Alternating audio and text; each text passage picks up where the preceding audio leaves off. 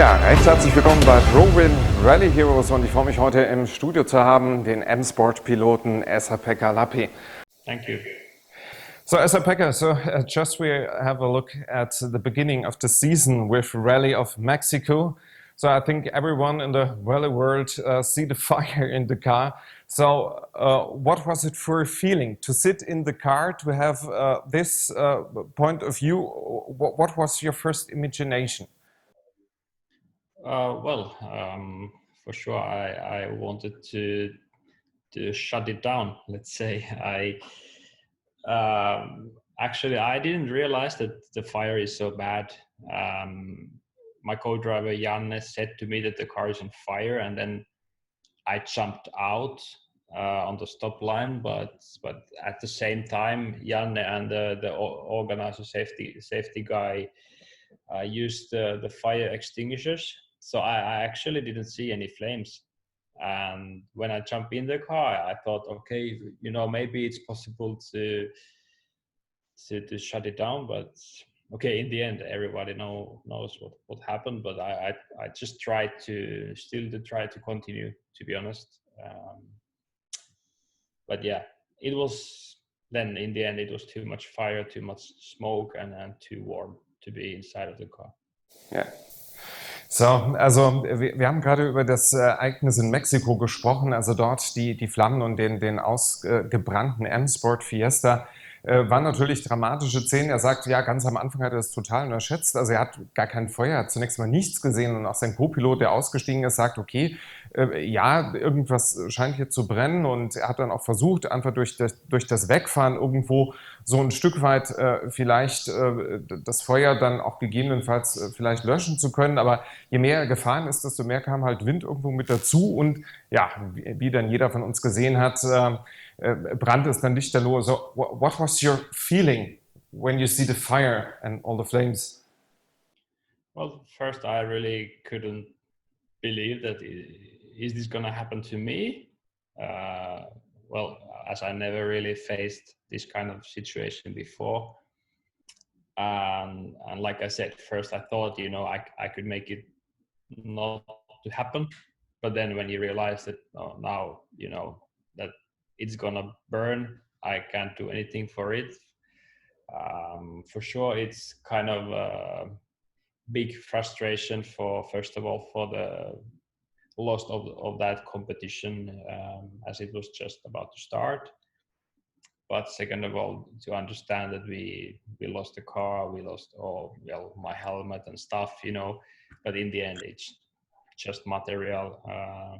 I mean, for sure, it's very expensive, but anyway, it's, human lives were not in danger, so everything is.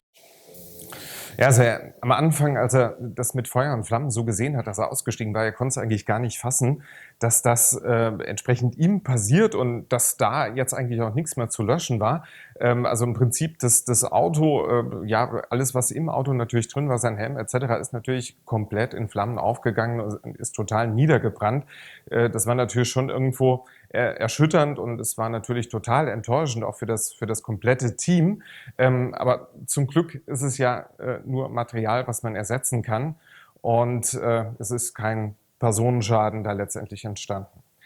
So, if you look at the first two rallies, Monte Carlo place 4 and Sweden place 5 for you, I think you could be satisfied with this performance for the first two rounds of the WRC with the M-Sport Fiesta, or? Yeah, I agree. I think they were quite smart performances.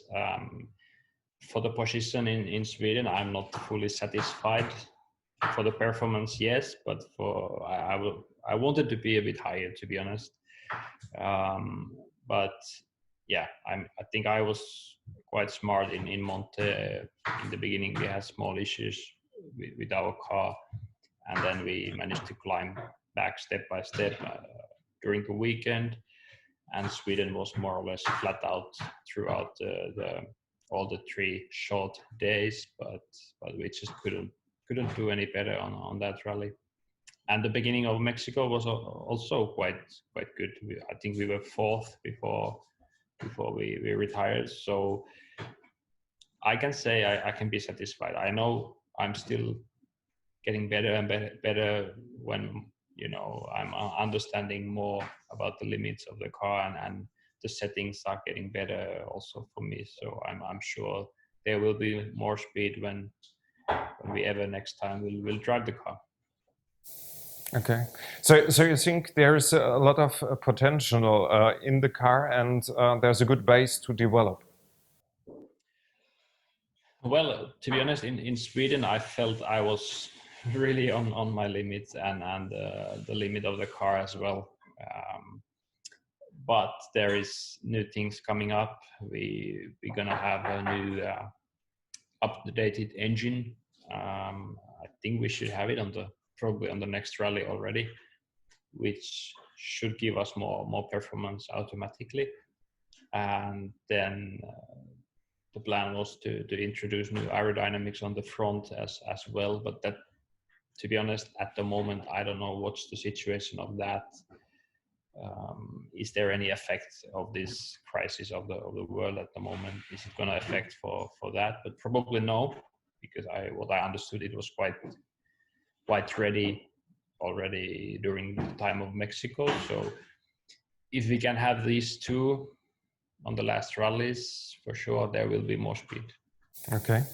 Ja, also mit Monte Carlo, Platz Nummer 4, war er recht zufrieden gewesen. Dann in Schweden 5. Platz, da sagt er, ja, da war mit Sicherheit noch einiges an Luft drin. Also da war er noch nicht so ganz zufrieden mit teilweise so dem Setup von dem Car, also von einigen Performance-Elementen. Also da war auf jeden Fall noch Luft drin. Also von seinem Speed her war er da auf jeden Fall flat out. Also viel mehr geht da aus seiner Perspektive nicht. Aber man ist bei M-Sport natürlich auch in der Entwicklung gewesen. Das heißt also, für die zweite Saisonhälfte, keiner weiß natürlich, wann es weitergeht, sollte dann auf jeden Fall der stärkere Motor bereitstehen und natürlich auch vorne an der Aerodynamik, gerade an der Front hat man einiges gefeilt. Auch da sollte dann ein Aerodynamik-Kit in einer neuen Evolutionsstufe bereitstehen, der dann zum Einsatz kommt. So, what do you think are your plans for this year, maybe also for 2021? Because now at this point of time, there are a lot of discussions about the WRC, the different rounds of the WRC. What do you think about this? Well, clearly we don't know what's going to happen this year, first of all. And well, to be honest, I don't know how it's going to be in the beginning of next year. We don't know how this virus is it really developing and when it's going to stop. Is it actually going to stop at all?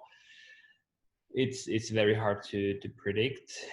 But if the let's say the rules allow and the situation allows us to do a few rallies this year, I'm more than happy, because I miss driving.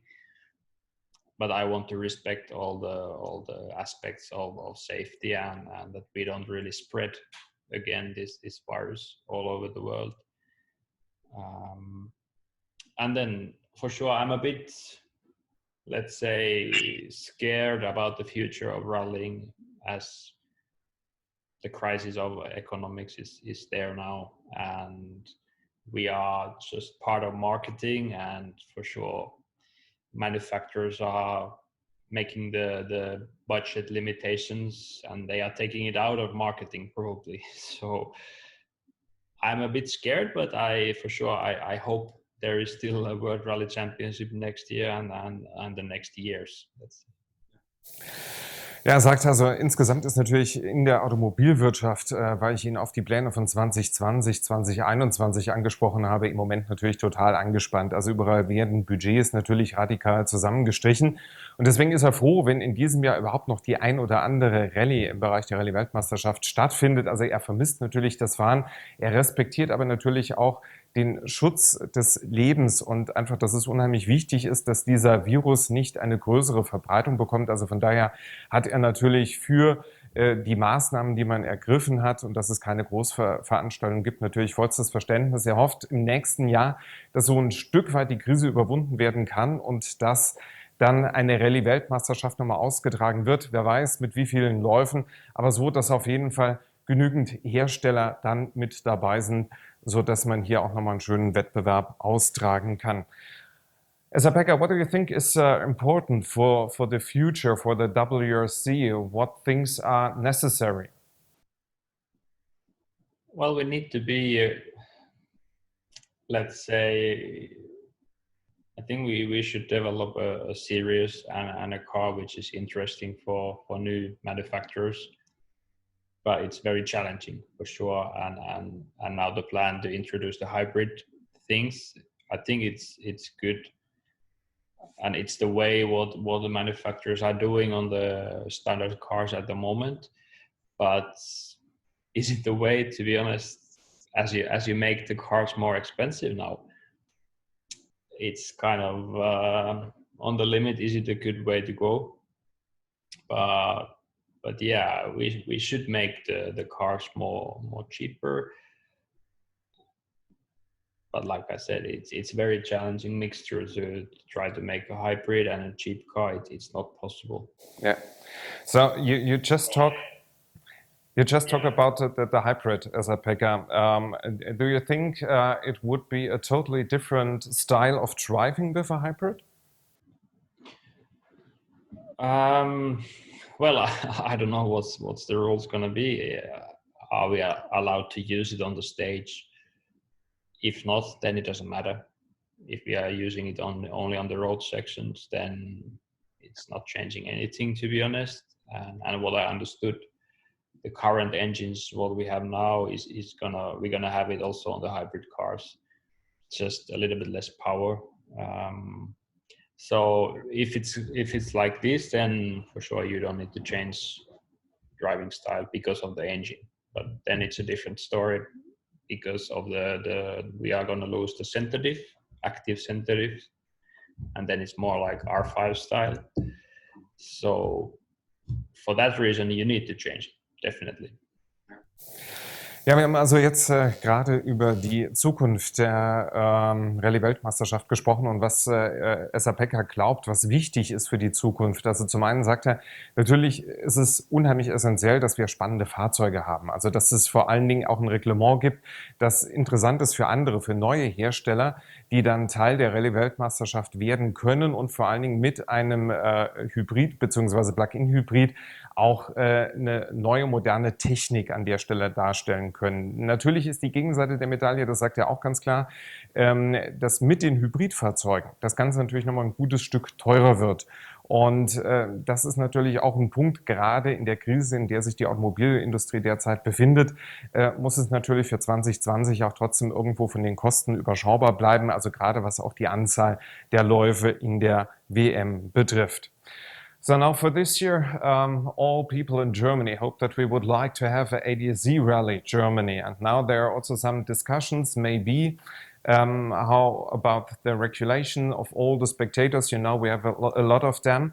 And there's one place where you can check all the spectators really good. It's the service military area at Baumholder. So one of the imaginations could be to have the most stages on the service military area. How do you think about it? It's a point of view. You say, okay, that's now I'm happy because I love Baumholder and the military stages, or you say, oh, it's really difficult for me. Well, I think actually Baumholder is for me easier than the vineyards. Okay. So I'm fine with that, no problem. Well, anyway, it's going to be challenging for sure. But if we need to, or if we can do the rally like that, then like I said, I'm fine with that. Okay, because the most pilots, you have only the ones who love it and who hate the service military area. So you love it, and you love also the different styles of the roads there. Well, yeah, I mean, as the road surface is very, I forgot the word. I haven't speak English, you know, in so many months that I start to lose the words. But it's abrasive. Yeah. The surface is abrasive, yeah. So you need to be very gentle with the driving style to not to overheat the tires. So it feels kind of that you actually need to drive was a little bit slower on Baumholder than on poor tarmac, so you can't attack so much, so that's why it's more enjoyable. So, wir haben also gerade über die ADAC Rallye Deutschland gesprochen und ja, eine Idee, die so ein bisschen im Raum steht, weil ja, wir wünschen uns natürlich alle, dass der Weltmeisterschaftslauf in Deutschland erhalten bleibt, ist, dass man es stärker auf den Truppenübungsplatz Baumholder fokussiert, um dort halt einfach auch den Zustrom der Zuschauermassen besser regulieren zu können. Und Esapekka sagt, ja, eigentlich er liebt es. Also er ist lieber auf dem Truppenübungsplatz unterwegs als in den Weinbergprüfungen. Das kommt ihm, seinem Fahrstil, sehr viel mehr entgegen. Und er sagt also gerade auch diese unterschiedliche Bodenbeläge, die dort in Baumholder zu verarbeiten sind. Also gerade für die Reifen ist das eine unheimlich große Herausforderung. Aber er liebt es, damit so ein bisschen zu jonglieren, zu spielen. Und ihm käme es auf jeden Fall entgegen. So last question, Esapekka. Now you have a lot of spare time. You can spend the time with your family. I think you have good weather in Finland. What are you doing? Well, yeah, I've been really enjoying this break, to be honest. So I've spent a lot of time with my family and with the kids. At the moment, yeah, well, I'm sitting here inside, but they are swimming outside on the lake. So we are having really warm summer at the moment, which is a bit unusual, but I really like it. So it's kind of, like I said, I miss driving, but still, this is also fun to have a long break one longer break in 8 years. This is first time for me when I have such a long break, so it's worth it, let's say, especially because of the kids. Yeah. So, and I think now it's the time for you to join your family and the kids and to have a lot of fun at the lakes, to swim with them, to play with them. I think it's now a good point of view for you. Ja, Esapekka letztendlich sagt ja, er hat noch nie in seiner kompletten Rallye-Karriere so viel Zeit gehabt, dass er dementsprechend so viel Zeit auch mit seiner Familie verbringen konnte. Also auch mit all den Dingen, die da einfach mal Spaß machen, die einfach schön sind, die man auch so gemeinsam mit seinen Kindern mal genießen kann. Und er sagt gerade, ja, im Moment richtig heißer Sommer in Finnland, 31 Grad, die Family ist draußen am See. Und das ist natürlich jetzt der passende Punkt, wo Esapekka ja auch seine Familie besuchen möchte. Ja, so viel zu Esapekka Lappi und den Prowin Rally Heroes.